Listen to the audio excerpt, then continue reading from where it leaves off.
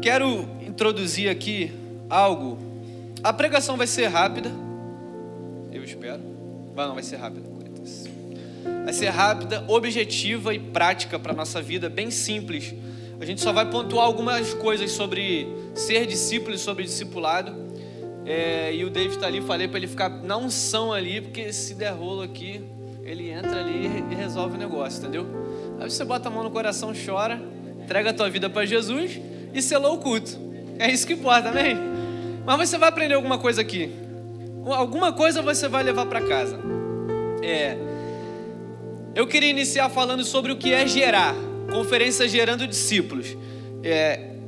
Eu já me vi em algumas situações que eu participei de uma conferência ou de um culto ou de alguma coisa específica e eu fui por ir, sem saber, entender, buscar realmente o que aquilo ali queria dizer. E acredito que você já passou por isso também. Isso é muito ruim, cair na rotina, cair no automático. Então eu gosto sempre de estar alinhado. É algo que eu falo com o pessoal do louvor também. A gente canta várias músicas e aí você sabe o que está cantando, porque ouvir e gravar a letra é muito fácil, mas você foi lá entender o que a canção está querendo falar. Aquela canção é bíblica, qual o contexto, qual o texto, entender uma frase, uma palavra pode mudar a ideia daquela frase. Por que o compositor usou aquela palavra ali? Isso é muito importante. Eu, David, Lorena, Vitor, o pessoal do louvor, a gente sempre senta, quando a gente faz versão principalmente, a gente vai esmiuçando aquilo ali para ver onde a gente pode chegar e colocar um propósito naquela canção ali.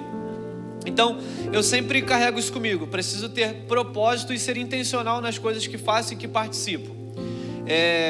O Senhor me permitiu, há alguns anos atrás, parece até que eu sou velho, né? Mas já tem mais de 2 anos e alguns anos atrás. Me permitiu tocar com um cantor cristão, gospel, e a gente, não só pelo Rio, mas a gente viajou um pouquinho o Brasil. Deus me permitiu viver essa experiência.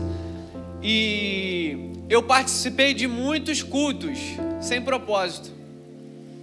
Onde eu me vi ali, eu sou um palhaço para animar o circo desse pastor. Porque às vezes tem pastor e tem igreja que perdeu o propósito, perdeu o destino e vive de animar a plateia. E eu não estou aqui, eu não vivo, não sou sustentado, porque é Deus que me sustenta. Eu não sou sustentado por um Deus para viver sem propósito, para participar de cultos sem propósito. Então a minha vida precisa ter propósito. E eu participei de diversos cultos, diversas conferências, onde não existia propósito. Era mais um culto, era mais uma conferência. E o que eu sempre tentava fazer é ser humano, porque tem músico e cantor que é Deus. Deus está até abaixo dele. Acho que ele tem até um lugar mais acima, porque ele canta, toca, vai pro canto dele, acabou, vamos embora, fala com ninguém, não tira foto, não faz nada, não tem uma troca de ideia. E o que eu tentava fazer era ser humano, parecer um pouquinho com Jesus, tentar ser discípulo. Então quando acabava eu ficava com o pessoal do louvor, eu ficava com os jovens. O cantor às vezes ia jantar no gabinete, os jovens me chamavam para pizzaria, eu ia lanchar com o pessoal, para estar perto das pessoas, para fazer aquilo ali ter um propósito. E não é à toa que hoje eu tenho dezenas de amigos no Rio e fora do Rio que eu cultivei através dessas idas e vindas. Então tudo que eu faço eu sempre olho e tento enxergar um propósito através daquilo ali. Então a primeira coisa que eu queria falar era sobre gerar. O que significa gerar? Gerar significa dar existência a, fazer nascer. Ok? Porém, gerar causa alguns efeitos. Cadê minha gravidinha? Quero pedir a ajuda dos irmãos. Quando ela estiver pulando aqui na frente, por favor, os irmãos ponham ela sentada, que hoje eu vi. Minha filha estava quase nascendo, mas a Ingrid, a Valdirene estava muito envolvida que não conseguiu perceber isso. Eu só não desci porque não dava. Porque senão qualquer culto desse a gente vai ter aqui, né, uma discípula nascendo do nada. Então, por favor, você me ajude nisso, que a irmã ela se empolga ali no manto. Se tocar um corinho, ferrou. Laura nasce na hora. Vai sair rodando aqui. Então, gerar é dar existência a, fazer nascer. Nada melhor do que olhar para uma mulher gerando, para uma mãe gerando, do que qualquer outra coisa para falar disso. Gerar, e as mamães aqui, as mulheres podem falar muito melhor do que eu, é uma dádiva. E só que gerar, existe um porém. E esse porém gerar causa alguns efeitos. Quais são esses efeitos? O primeiro efeito de vários que eu pensei, mas eu pontuei só 3. Eu julguei mais importante, talvez teriam outros, não sei. Mas o primeiro deles é que gerar leva tempo.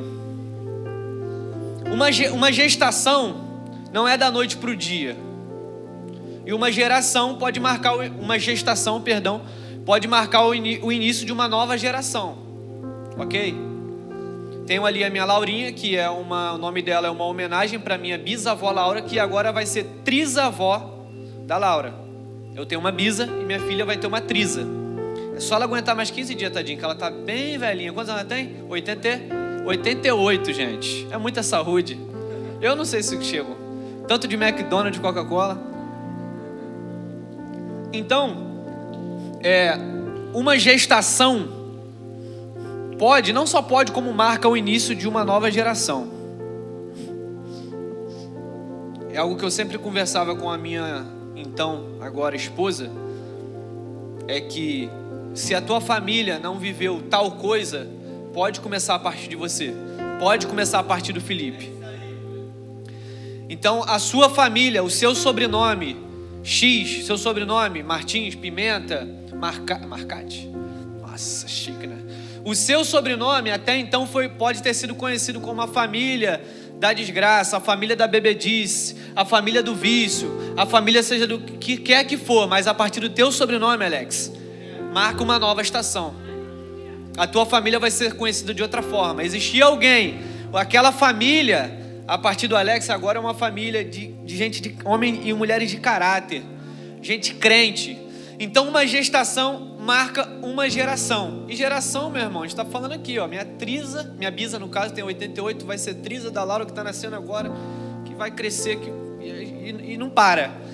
Então gerar leva tempo. E às vezes a gente olha para dentro da gente e a gente precisa entender isso, que existe algo sendo gerado dentro de nós.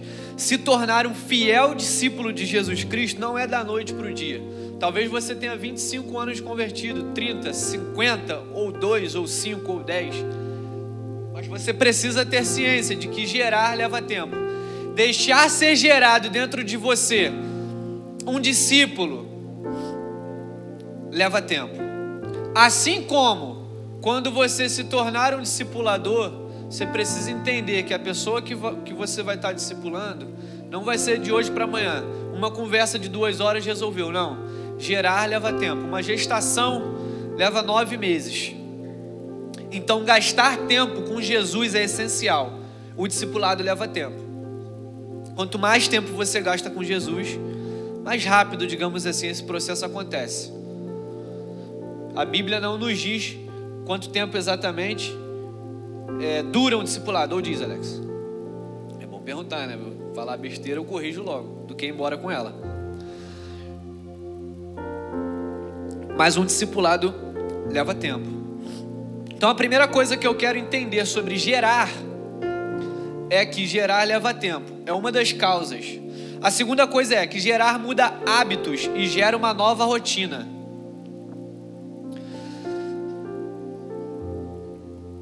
Gerar muda hábitos e gera e causa uma nova rotina. Então, até aqui você foi uma pessoa. A partir de hoje, você precisa sair daqui como outra pessoa. Se você entendeu que você quer ser um fiel discípulo de Jesus Cristo e que você quer discipular outras pessoas, você precisa começar a mudar alguns hábitos. Na forma de falar, na forma de agir, na forma de ser, na forma de pensar. Existe até um livro, se eu não me engano, e eu acho que eu já li ele, mas tem bastante tempo. O que Jesus faria. Tem um livro? Tem. E que, não é exatamente, isso aí. É isso. É amanhã mesmo. Aleluia. Próximo módulo tô brincando. Então, é se colocar nesse lugar, nessa situação, o que Jesus faria. Isso faz parte de gerar dentro de nós um fiel discípulo. A terceira causa, terceiro efeito que leva, gerar, é que gerar causa dores em algumas partes do processo. Né, meu amor? Pezinho na costela dói. E eu fiquei refletindo sobre isso. Eu falei, gerando discípulos. Mas o que é exatamente gerar? Aquela palavra não está ali só por estar. Se tornando discípulos, virando discípulos, sendo discípulos, transformados em discípulos, mudados para discípulos. Poderia ter tantos outros nomes. Mas o escolhido, mesmo que talvez não tenha sido exatamente com essa intencionalidade, foi gerando discípulos. E gerar leva tempo. A gente precisa respeitar isso. Gerar muda hábitos e nos dá uma nova rotina de vida. Precisamos pensar, agir e falar de outra forma. E gerar causadores em algumas partes do processo. Maria está ali, não me deixa mentir, e as outras mamães a mesma coisa.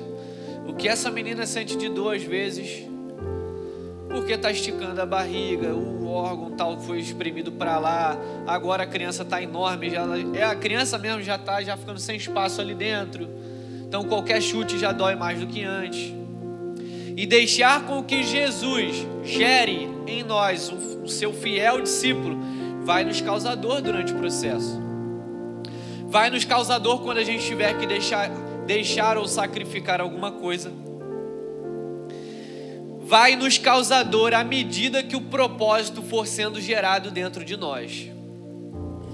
À medida em que o propósito de Jesus for sendo gerado dentro de nós, vai nos causar dor. E eu não estou falando isso para te assustar. É melhor você já entrar no caminho sabendo. Então, à medida que o propósito for sendo gerado dentro do nosso coração, à medida em que gastarmos tempo com Jesus, e isso for gerado dentro de nós, entendendo mais sobre ser discípulo de Jesus, algumas dores virão. Porém, quanto maior o propósito, maior a dor. E isso é um fato que não podemos correr. Quanto maior o propósito da nossa vida, maior serão as dores para chegarmos nesse destino. Qual era o propósito de Jesus aqui na terra? Ele passou por aqui, curou, libertou, fez maravilhas, milagres, transformou água em vinho, multiplicação dos pães e peixes, e se consumou lá na cruz. Qual a dor que Jesus sentiu? Você já sentiu a dor que Jesus sentiu? Não. A gente vê a paixão de Cristo algumas vezes para nos lembrar da dor que Jesus sentiu. E a gente voltar para o caminho da cruz mais um pouquinho. Mas a gente nunca sentiu a dor de Jesus. Eu acho que em toda a história da humanidade, ninguém nunca sentiu e vai sentir a dor que Jesus sentiu na cruz. Antes da cruz e estando nela. É uma quantidade, não, uma intensidade de dor que a gente não vai alcançar. E eu acho que a gente nunca alcançaria. Mas a dor dele era do tamanho do propósito dele.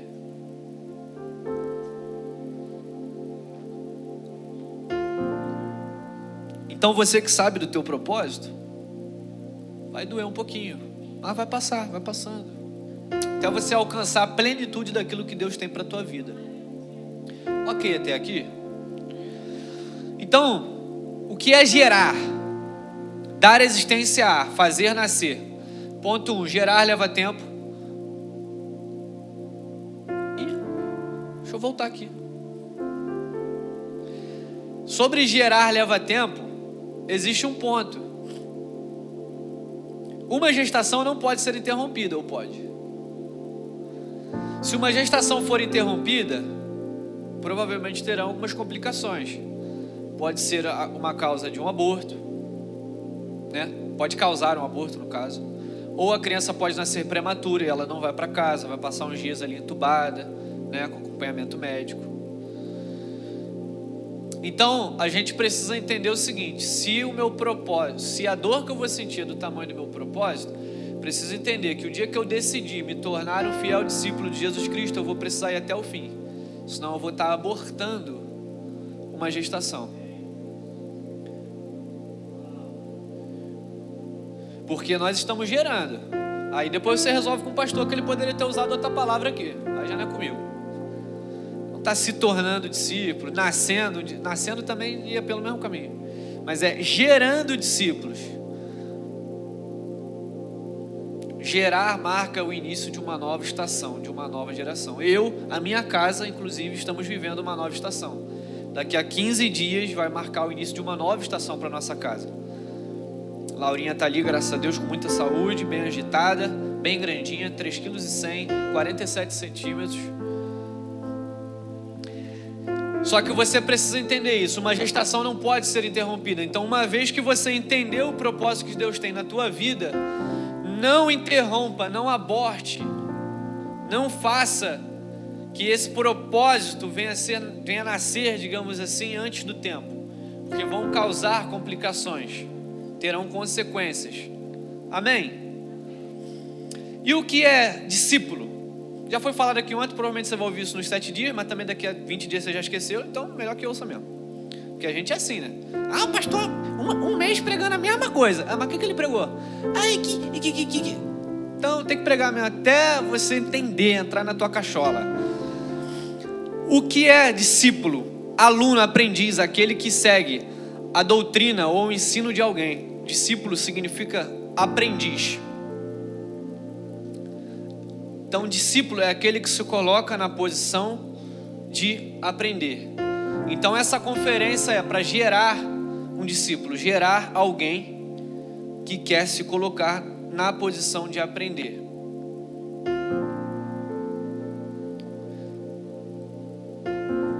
E discipulado? Discipulado, ficamos aqui 2 meses, né?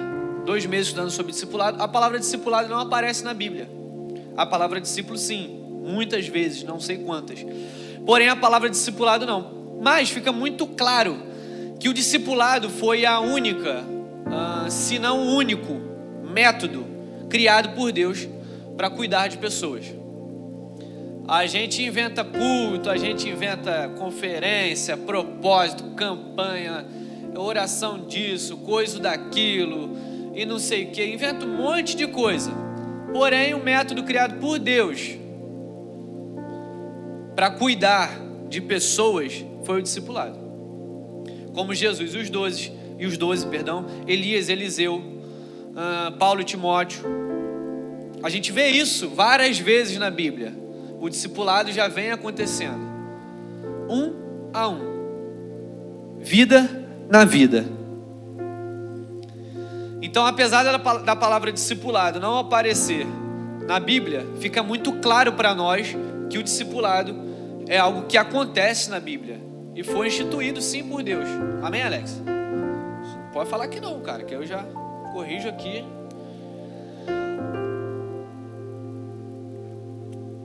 Dito estas coisas, discipulado é a estrutura que criamos para o nascimento de novos discípulos. Vou repetir para você anotar, eu sei que tem gente anotando aí. Discipulado é a estrutura que criamos para o nascimento de novos discípulos. E agora eu vou abrir a Bíblia, vocês estavam preocupados. Tá falando já 20 minutos, não leu a Bíblia ainda, tá tirando isso da onde, esse menino? Calma. Quero que você abra sua Bíblia, por favor, em Mateus capítulo 4, versículo 13.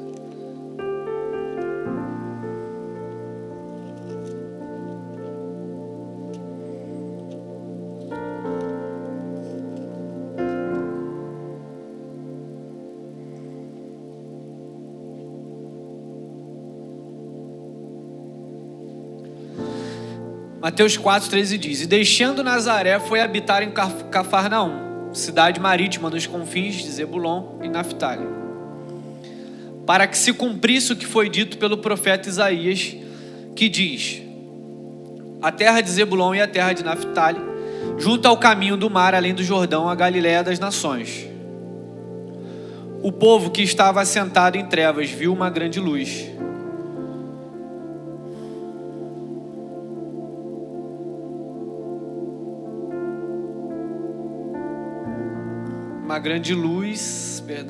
E aos que estavam assentados na região e à sombra da morte, a luz raiou. Desde então começou Jesus a pregar e a dizer: Arrependei-vos, porque está próximo o reino dos céus. E Jesus, andando junto ao mar da Galiléia, viu a 2 irmãos, Simão, chamado Pedro, e André, seu irmão, que lançavam a rede ao mar porque eram pescadores. E disse-lhes: vinde após mim, e eu vos farei pescadores de homens. 20 diz: então eles, deixando logo as redes, seguiram-no.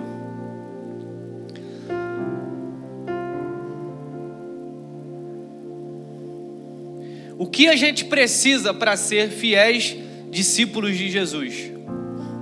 Consequentemente, excelentes discipuladores, que irão gerar outros fiéis discípulos de Jesus. O que precisamos? Primeiro ponto, largar as redes. Verso 19 diz: e disse-lhes: vinde após mim, eu vos farei pescadores de homens. Então eles, deixando logo as redes, seguiram-no. Ali começava uma nova estação. Ali começava o início de um discipulado. E eles fizeram o quê? Imediatamente, não tem problema, não precisa botar de novo. Então eles, deixando logo as redes, seguiram-no. O texto não diz: então eles limparam as redes, lavaram, guardaram, foram ali rapidinho, voltaram, no outro dia se organizaram e foram seguir Jesus. Não, o texto diz: então eles, deixando logo as redes, seguiram-no.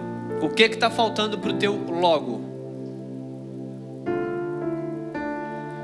Primeiro ponto para nos tornarmos fiéis discipuladores de Cristo é largar as redes. Mas Daniel, o que é largar as redes? No caso deles aqui, largar as redes era nada mais, nada menos do que o seu sustento. Já começa por aí.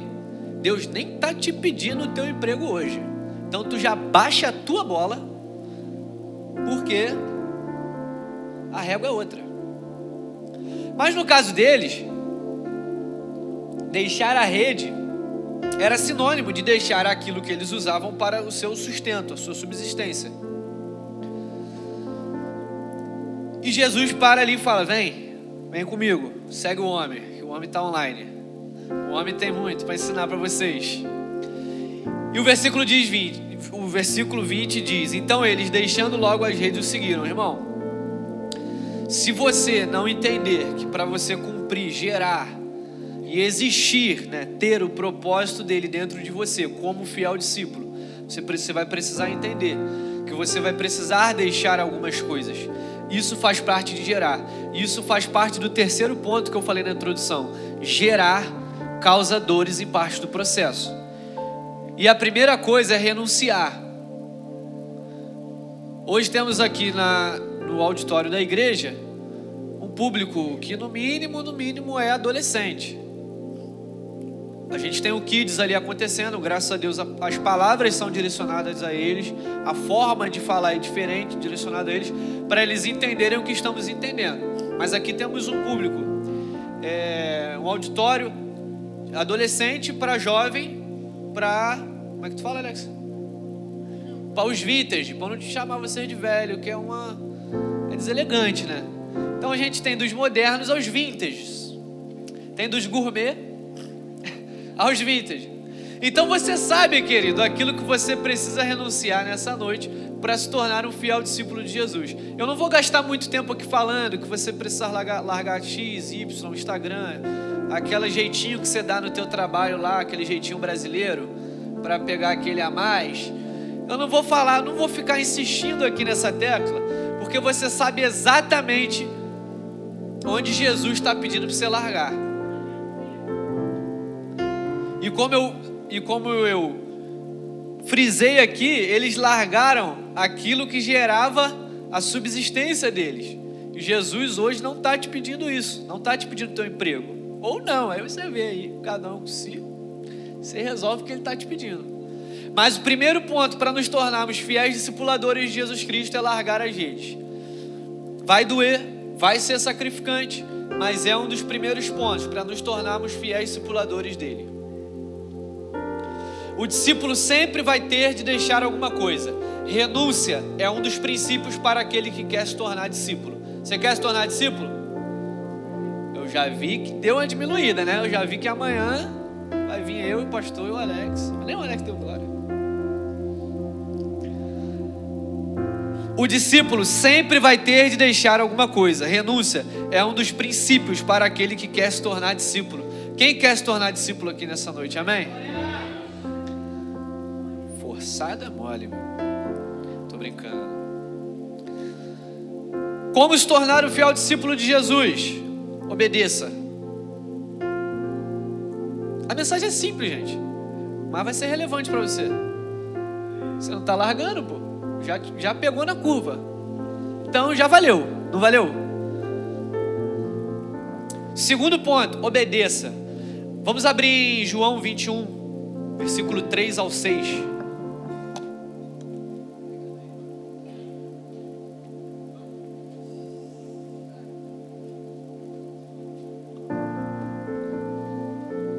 João 21, do 3 ao 6 diz: Disse-lhes Simão Pedro: Vou pescar.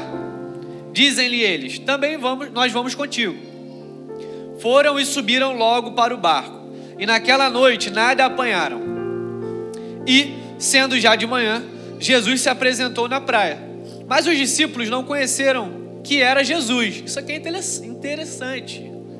Mas os discípulos não conheceram que era Jesus. Por isso que eu peguei esse texto. Jesus é bom. Disse-lhes, pois, Jesus, Filhos, tendes alguma coisa de comer? Responderam-lhe, não. E ele lhes disse: Lançai a rede para o lado direito do barco e achareis. Lançaram-na, pois, e já não a podiam tirar pela multidão de peixes. Vamos voltar. Versículo 4. E sendo já de manhã, Jesus se apresentou na praia, mas os discípulos não o reconheceram. Eles ainda não tinham reconhecido que era Jesus. E aí, essa pessoa, esse cara, esse ser diz: Filhos, tem alguma coisa para comer? Eles responderam: Não. Corte seco, Tramontina. Não. Versículo 6. E ele quem? Jesus, mas para eles, alguém. Eles não reconheceram. E ele lhes disse: Lançai a rede para o lado direito do barco e achareis. Lançaram-na, pois, e já não podiam tirar pela multidão dos peixes. Por que eu frisei que eles não reconheceram que era Jesus? Porque um cara estranho aparece e fala o seguinte: Tem o que comer? Não. Então lança do outro lado. Eles poderiam... Tá rindo, João? João gosta. Fica em paz, mano. Jesus se apresenta, eles não tinham reconhecido. E Jesus disse o seguinte: lança do outro lado. Eles poderiam dizer assim: Estou aqui a noite toda. Não, isso era a noite? Sim, aquela noite nada apanharam. Toma aqui a noite toda. Vivo disso, sou profissional disso, faço disso a vida toda. Vem um Zé, fala para eu lançar do outro lado, porque ele está com fome. O que eu tenho a ver com isso? Aí é porque eu vou lançar do outro lado e vai vir peixe. Nunca aconteceu isso. Toda vez que a gente vai ali naquela posição, naquele dia, cadê os pescadores de plantão? Pastor Humberto é o chefe da organização, Vitinho é o secretário, Felipe é o gerente. Tem uma galera aí que gosta de pescar, gente, tá? Se você gosta de pescar, procure o pastor Humberto. Tem uma célula, tá, aqui na igreja de discipulado dos pescadores. Vão ao mar pescar peixes. Mas lá Jesus vai te encontrar, amém? Você pode dar uma glória? Não tem célula não, mas eles vão pescar mesmo, aproveita. O Alex falou que vai na próxima, pastor. Ele adora o mar, ele falou aquele negócio balançando, ele fica apaixonado. Mas eu não vou não. Então o pastor aqui não vai me deixar mentir. Uma vez eles falaram: a gente vai pescar dourado, né? Só que o barqueiro falou o seguinte: tem que pegar o barco no ponto X, tantas milhas nessa direção para parar no ponto X, por causa que a inclinação da lua, com a latitude, a altitude, com a inclinação do sol, porque naquele ponto tem todo um contexto para ter dourado ali naquele lugar, não é? Mais ou menos. Você não vai aqui na Barra da Tijuca, ali com barco para 20 metros ali, logo depois ali jogar: vou pescar dourado. É difícil. Talvez possa acontecer. Tá aparecendo baleia aí, golfinho onde não tem. Mas no normal existem os lugares. E esses caras estavam pescando a noite toda. Aparece um cara e fala: pesca do outro lado. Por que eles lançaram do outro lado? Mas simplesmente lançaram, o texto não diz. Eu não vou responder a pergunta que eu mesmo fiz, porque o texto não diz, mas eles lançaram do outro lado. Mas por que eu comecei a falar disso e ler esse texto? Alguém lembra da segunda coisa? Ah, vocês estão ligados, hein? Pastor não vale. Porque o pastor fica ligado, só anota. Segundo ponto, para se tornar um fiel discípulo de Cristo, obedeça. Eles obedeceram, mesmo sem reconhecer que era Jesus. Jesus manda jogar do outro lado. Quando tem obediência, tem provisão.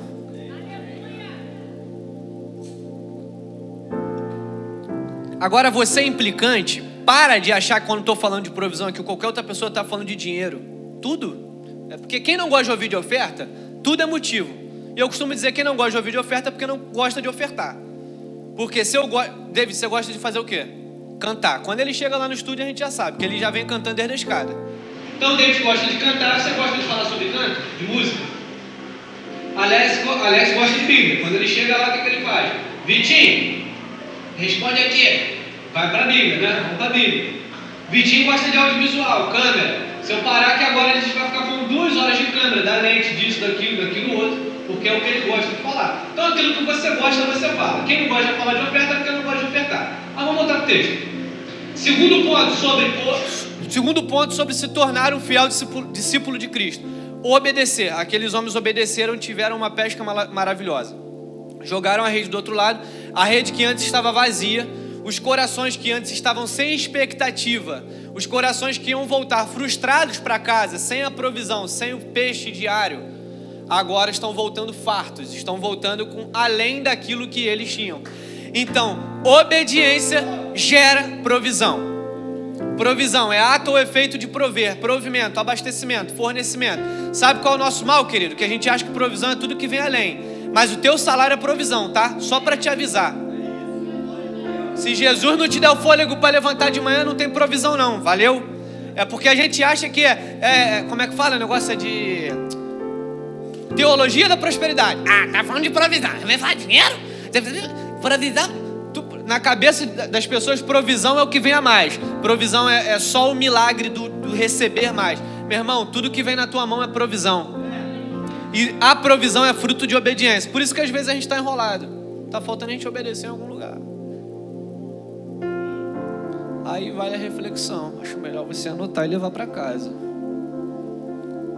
Deixa de dormir hoje, fica pensando na palavra. Tô brincando, dorme sim.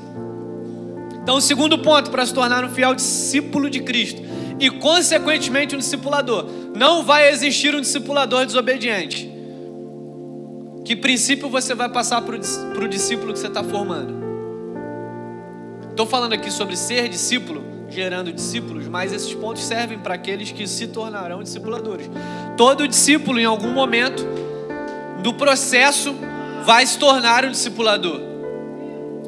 Então, obediência gera provisão. Se o negócio não está muito legal, se está faltando provisão, está faltando obediência em algum lugar.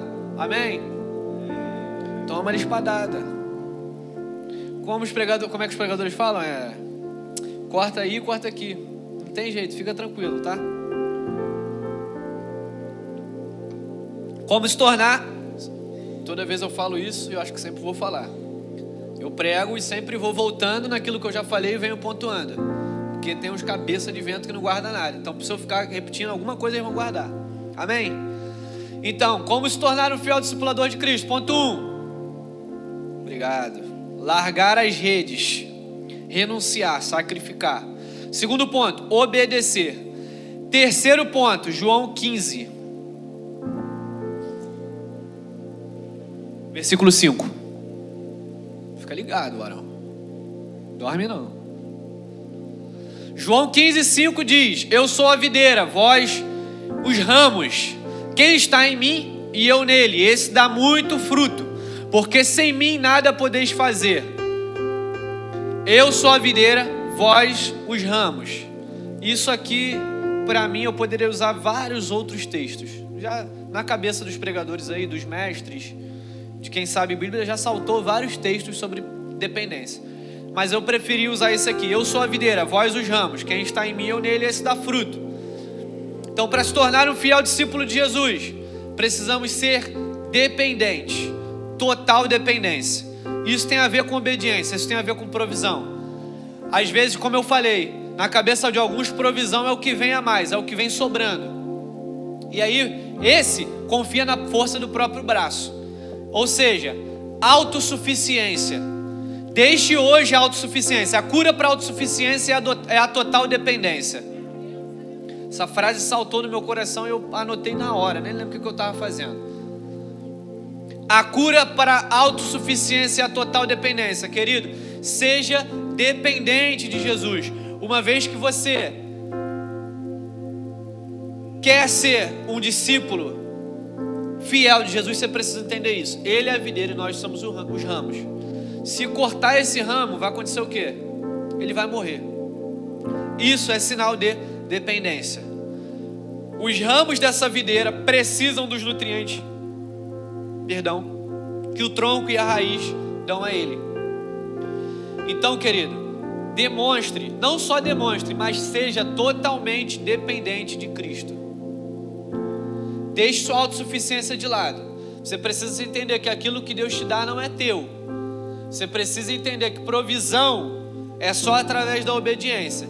E a cura para essa autossuficiência que você vive, de achar que é tudo que você que faz, e tudo que você faz é o que você provê, é tudo sobre você e nada sobre Deus, a cura para isso é a dependência dele. Depender dói, mas vale a pena. Gere em você a dependência em Jesus Cristo.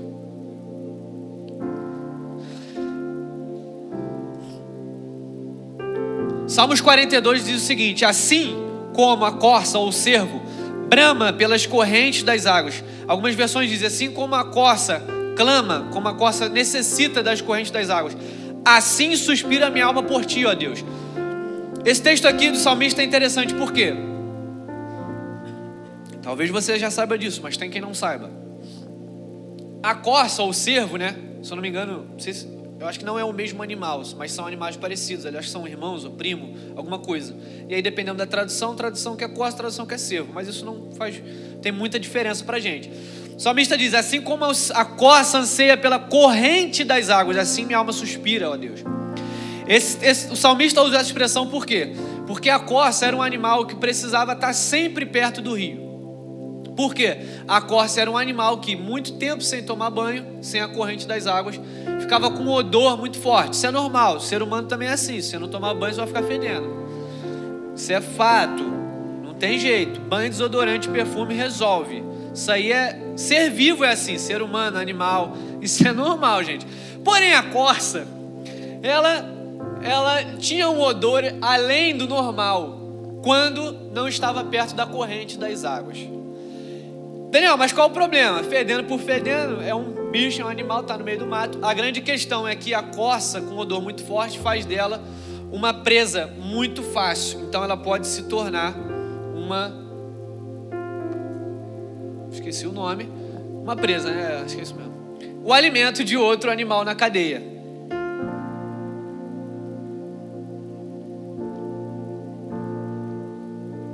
E aí o salmista diz: assim como a corça anseia pela corrente das águas. Por quê? A corça não precisa de uma poça. A corça precisa da corrente, de água corrente, para passar e lavar a corça, tirar o odor, para que ela consiga viver.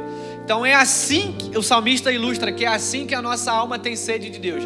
É assim que precisamos ser dependentes de Deus, como a corça anseia e necessita da corrente das águas.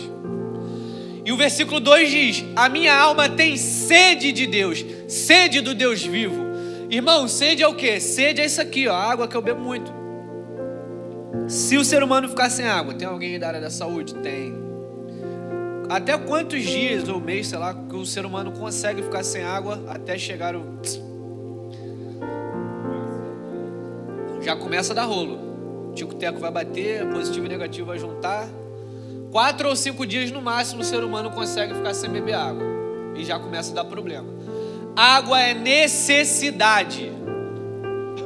Água é uma necessidade do ser humano. E o salmista diz: a minha alma tem sede de Deus, sede do Deus vivo. Por quê? Porque a nossa alma clama por Deus, pela presença dEle. Ou seja, querido, a presença de Deus, a presença de Jesus Cristo não é algo opcional para você. É uma necessidade. Por isso que o mundo está do jeito que está. Por isso que você sai sexta-feira à noite, não só sexta-noite, sábado, e você vê o caos que é pelo nosso Rio de Janeiro. Por isso os dias estão cada vez mais maus, piores, por causa do pecado, porque o ser humano acha que pode viver sem a presença de Deus. Querido, foi Ele que nos criou. E foi Ele que determinou que nós vamos ter sede de água e a nossa alma sede da presença dEle. Por que a nossa alma e não o nosso espírito? Porque o nosso espírito é aquilo que nos conecta. A nossa alma são as nossas vontades. Então, um espírito fraco, digamos assim, é uma alma batida. Então, por que precisamos estar mais perto de Jesus todos os dias? Porque o nosso espírito precisa estar ligado a Jesus todos os dias. Para que o nosso espírito ligado com Deus, a corrente das águas que jorram do trono dos céus, venham limpar, lavar a nossa alma. Então o terceiro ponto é ser dependente. Ser dependente de Deus e de Jesus, como somos dependentes desse líquido branco sem gosto, da água. Porque a nossa alma tem sede, a nossa alma necessita da presença de Deus.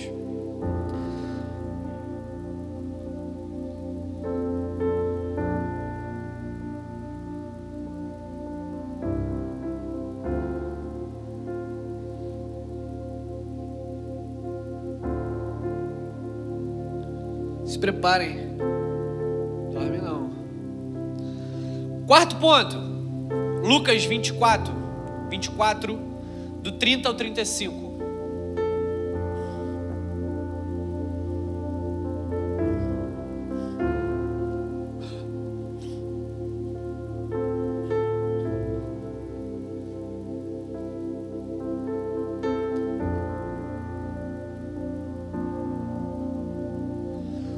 Lucas 24, versículo 30 diz: E aconteceu o quê? Quando estavam reclinados ao redor da mesa. Segura aí, queridos, sobre a mesa. Em João 12, diz que foi à mesa, na verdade, num jantar onde a mulher banhou os pés de Jesus com unguento e toda a casa ficou perfumada. Mateus 11, Jesus está a sós, à mesa com os discípulos, dando instruções a eles. Lucas 22, é na mesa onde Jesus revela o traidor. João 3 é onde Jesus, na mesa, a mesa no caso, lava os pés dos discípulos. Eu poderia ficar aqui mais 10 minutos dando referência de vezes que Jesus estava à mesa com, seja o discípulo ou outras pessoas. A mesa revela muita coisa. Graças a Deus eu fui criado num lar onde almoço e janta são na mesa, se não os cafés também. Porque a mesa traz, e agora a gente vai para o quarto ponto, relacionamento e intimidade. Então o quarto ponto sobre como ser um fiel discípulo de Jesus, relacionamento e intimidade. Isso está ligado, totalmente ligado ao ponto 3, que é o ponto da dependência.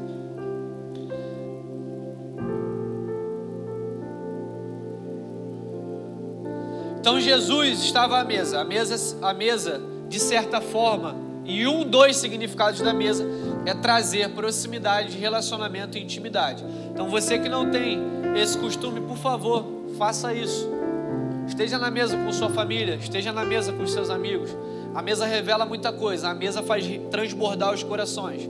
Não foi em outro lugar, senão na mesa, que Jesus revelou quem seria o traidor. Não foi em outro lugar, senão a mesa onde aconteceu a primeira ceia, onde Jesus lavou os pés dos discípulos. Então a mesa vai nos revelar muita coisa. A mesa vai nos trazer identidade, a mesa vai nos trazer intimidade, a mesa vai estreitar os nossos relacionamentos. Agora não temos mais, mas teve uma época em que uma vez por mês nós do time de louvor passávamos o domingo inteiro na igreja. A gente vinha de manhã, 8h30, 9 horas, tomava um café abençoado, comunhão, uma hora de conversa, fazia um momento de oração junto, ministrávamos sobre o outro e partíamos para o almoço. E todas as vezes eu fazia questão de estender uma mesa ali atrás, para que todos nós estivéssemos alinhados na mesa, porque a mesa traz proximidade de relacionamento. Continuando no texto, Lucas 24, 30. E aconteceu que quando estavam reclinados ao redor da mesa, tomando ele o pão, deu graças, partiu e deu a eles. Nesse mesmo instante, se lhes abriram os olhos e o reconheceram. Ele, contudo, desapareceu diante dos olhos deles.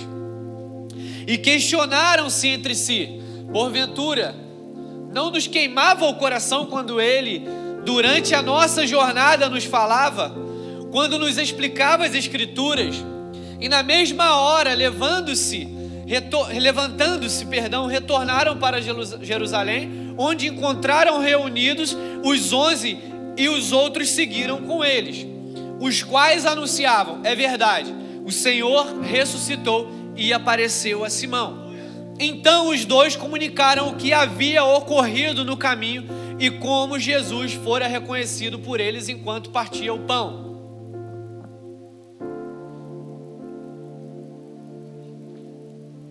É interessante que Jesus encontra com eles no caminho, mas eles só viram que era Jesus quando estava na mesa. Jesus está te chamando para a mesa hoje, querido. Ainda tem lugar na mesa para você, filho. Ainda tem lugar na mesa.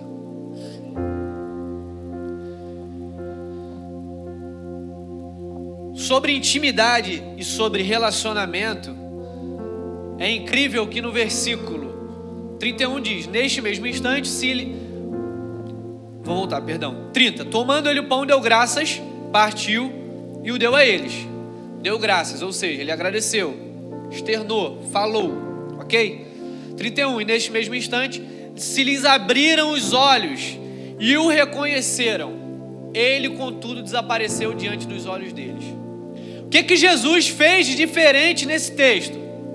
O que Jesus fez de diferente nessa mesa, meu irmão? Ele já tinha partido o pão outras vezes.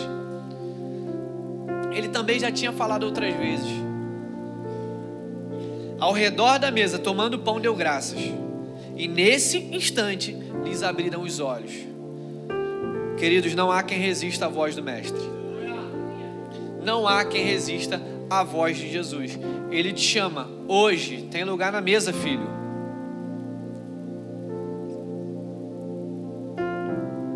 A gente precisa conhecer um pouco mais a voz do Mestre. Conhecer mais fala sobre relacionamento, fala sobre intimidade. Conhecer a voz do Mestre fala sobre dependência, obediência, sobre renúncia. O som da voz, nós precisamos reconhecer. Às vezes ele está tentando nos falar algo, mas não estamos sensíveis a ouvir a voz deles. E é incrível que no versículo 32 eles dizem: e questionaram entre si: porventura não os queimava o coração quando ele, durante a nossa jornada, nos falava, quando nos explicava as Escrituras? Queridos, Jesus estava ali, eles não tinham reconhecido Jesus ainda, ele estava caminhando, e ele estava o quê? O versículo 32 diz: explicando as Escrituras. Era discipulado, querido. Em todos os momentos, Jesus fazia questão de ser intencional, discipulando alguém. E eles entre si se questionaram: porventura não nos queimava o coração quando ele, durante a nossa jornada, nos falava? Ou seja, eles não tinham reconhecido ainda, mas o coração deles já estavam queimando somente de ouvir a voz do Mestre. Queridos, o som é algo incrível. Meu tempo já esgotou, mas eu preciso falar isso aqui para a gente encerrar. Cadê o pessoal do louvor? Por favor. Só o pessoal do louvor. Tem um pessoal que não é do louvor, que vai louvar no banheiro, na água de vez em quando, e o culto ainda há de encerrar. Então, quando o pessoal do louvor vem, a gente continua louvando no banco. A gente não louva o bebedouro, a gente não louva, por mais apertado que estejamos. Porque quando a gente vai ver Barbie, a gente louva a Barbie o filme inteiro. A gente não vai louvar o banheiro, mas quando a gente vem para a igreja e o pastor chama o ministério de louvor, a gente vai louvar o bebedouro, vai louvar o Instagram.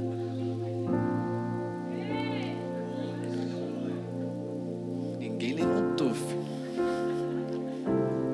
Mas se você estiver muito apertado, querido, vá, por favor, tá?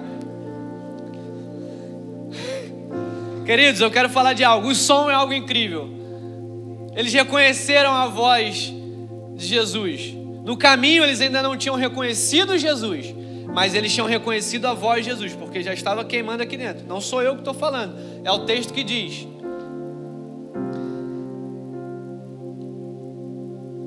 porventura não nos queimava o coração quando Ele, durante a nossa jornada nos falava? O som é incrível. No som, temos 4 características. Quem é músico aqui sabe um pouquinho disso: altura, duração, intensidade e timbre.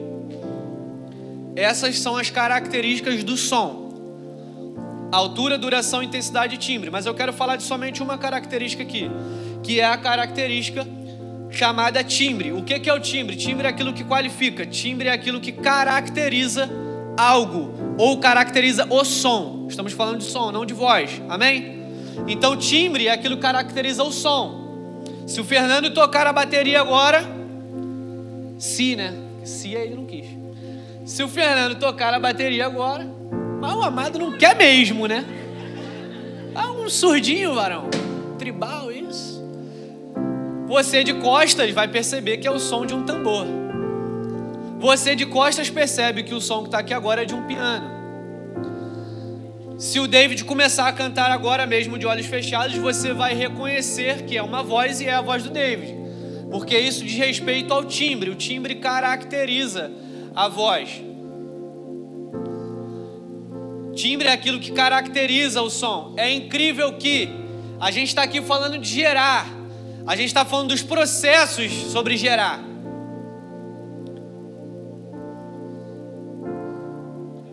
Perdão, gente, mas é que música é complicado e parece que esse tal que estava vazando em algum lugar, mas pode ser coisa da minha cabeça, perdão. Só confere aí, por favor, comunicação. É algo incrível que nós estamos falando sobre gerar. E eu falei lá em cima 3 causas sobre gerar, que é: gerar leva tempo, gerar muda hábitos, gerar causa dores. Porém, também numa gestação é incrível como a criança passa a reconhecer o timbre da voz. Eu chego em casa e eu falo: boa noite, meu amor, como foi o seu dia? E ela já fala assim: a Laura te deu boa noite primeiro, que ela já mexeu aqui. Porque ela passa a reconhecer a voz do pai, passa a reconhecer a voz da mãe e de outras pessoas, talvez à sua volta. Eu vi um filme uma vez, inclusive no culto de casais, né, no encontro de casais aqui da nossa igreja, um filme onde o pai estava totalmente ausente, onde o pai só sabia trabalhar, onde o pai só sabia ganhar.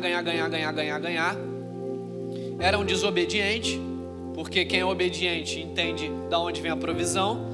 E ele só sabia trabalhar, fazer.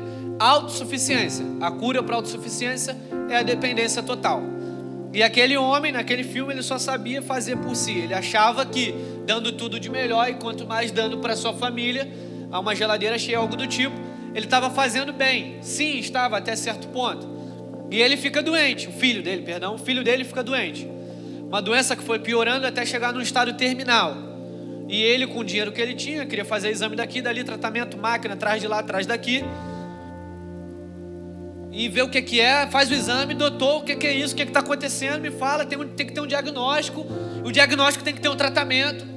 Até que chegou um ponto onde o médico falou: não tem mais jeito, mas ele pode ficar mais alguns dias com o aparelho ligado, para vocês terem um momento de despedida com ele até que puxe da tomada. E aí um médico,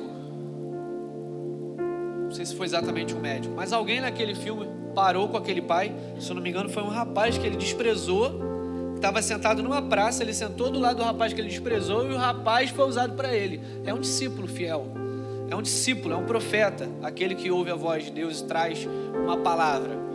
E aquele cara falou assim para ele: ó, talvez teu filho não pode ter cura mediante a medicina, mas a voz de um pai cura. A voz de um pai cura. E aquele pai passou quase 10 dias dentro daquele quarto, trabalhando ali, ficando ali, sem ir para casa, dormindo ali, acordando, comendo ali. E falava no telefone, falava com o filho, falava com a esposa. E aquele filho, durante todos esses dias, por mais inconsciente, em coma talvez que estivesse, estava ali ouvindo a voz de um pai. Porque mesmo que no subconsciente, tinha guardado ali o timbre, que é a característica exata da voz daquele pai, que é única, não existe outra. É por isso que a música é tão interessante, queridos. É por isso que o momento de adoração no culto é tão interessante. Às vezes você precisa fazer uma atividade para ativar uma parte do seu cérebro. Às vezes você precisa tomar um remédio. Tem gente que passa por um processo de depressão e precisa tomar remédios para compor, para complementar talvez hormônios, algumas coisas, ou alguma parte do cérebro que não está totalmente ativa. Às vezes precisamos fazer uma caminhada, uma fisioterapia, precisamos de alguns métodos para ativar parte do nosso cérebro para algum fim. Mas o mais interessante disso tudo, e não sou eu que estou te falando, isso é comprovado cientificamente por neurocientistas e companhia, que a música é a única atividade que mexe. O Michael já está mexendo a cabeça ali, confirmando. A música é a única atividade que mexe a maior parte do cérebro ao mesmo tempo. Então, às vezes você acha que o momento de música, vou falar música, não vou nem falar de oração não aqui. Às vezes você acha que o momento de música no culto não é importante. É só para, realmente, as luzes, a fumaça, esse negócio que o Vitinho fica inventando, é só para dar um clima no lance. É só para, né, pá. Mas a música é muito importante, porque a música é uma das únicas atividades que existem que mexe grande parte do cérebro, que ativa a maior parte do cérebro ao mesmo tempo. Então por isso que você vai ver que tem musicoterapia. Existem alguns métodos da medicina relacionados à música. Por isso que às vezes você está rolando o feed do Instagram e você vê um senhor que talvez teve uma doença que ele fica travado, que ele não tem muitos movimentos, e mesmo assim com a música ele consegue relembrar alguma coisa e tocar. Você já viu isso provavelmente, talvez em algum filme. Porque a música tem esse poder. O som tem esse poder. O som é algo poderoso, querido.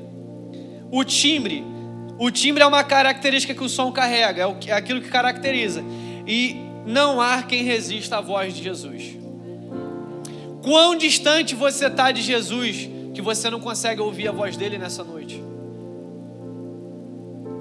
Quão distante você está de Jesus que você não consegue reconhecer a voz do Mestre? Um discípulo certamente reconhece a voz do seu Mestre. Um discípulo certamente, mesmo que no caminho ainda não o reconhecendo, ele vai dizer, cara, eu não sei o que é isso, mas enquanto ele falava, o meu coração ardia, o nosso coração queimava. Um discípulo fiel vai reconhecer a voz. Quão distante você está?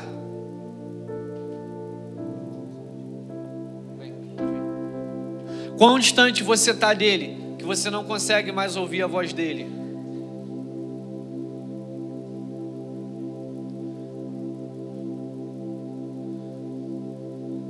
É por isso que esse momento de louvor é tão interessante. É um momento onde nós entoamos canções, não só por entoar, não é só para dar tempo dos atrasados chegar, ou para você chegar do trabalho e se acalmar. É um momento propício a você ouvir a voz do Mestre. É um momento propício para você se entregar. É um momento propício para você cultuar. É um momento propício e necessário para que levantemos um altar de adoração. Por isso que o momento de música e, consequentemente, o momento de adoração é tão importante. Adorar significa sacrificar, entregar. Adorar significa devoção. Você pode adorar na portaria, você pode adorar na mídia, você pode adorar no estacionamento, você pode adorar em outras esferas da igreja. Isso também é adoração. É o ato de entregar algo a Deus através de um serviço. Mas o momento de adoração musical no culto é algo diferente. É algo que move os céus, é algo que vai mover algo dentro de você. Porque a música faz isso com a gente. E é por isso que nós usamos a música como esse meio, para nos conectar a Deus, para conectar o nosso espírito. Espírito conectado, espírito resolvido, alma bem resolvida. Por isso que precisamos ser dependentes, por isso que precisamos estar à mesa. Vamos? Podemos? Por isso que precisamos estar à mesa, por isso que precisamos ter intimidade, relacionamento. E a pergunta que eu te faço hoje é: quão distante você está do Mestre? Quanto tempo tem que você não passa com Ele? Porque às vezes a gente esquece a voz. Eu não lembro mais a voz do meu avô Zequinha, porque tem muito tempo que eu não vejo. Tenho muitas boas lembranças, mas eu já não consigo mais lembrar do timbre da voz dele, porque tem muito tempo que eu não estive com ele. Tem alguém às vezes que tem muito tempo que você não está junto, e você já nem lembra mais a voz, porque você já não está mais lá. Às vezes você está muito distante. Se alguém estiver lá na casa do Alex, lá no Morro do K11, daqui eu não vou ouvir gritar, porque você está muito distante. Então, qual é a distância que você hoje está de ouvir a voz de Jesus, de ouvir a voz do Mestre? Ele está te chamando. Certamente Ele já encontrou contigo no caminho. Certamente Ele já encontrou contigo. Certamente Ele já encontrou contigo em algum lugar. E está te chamando.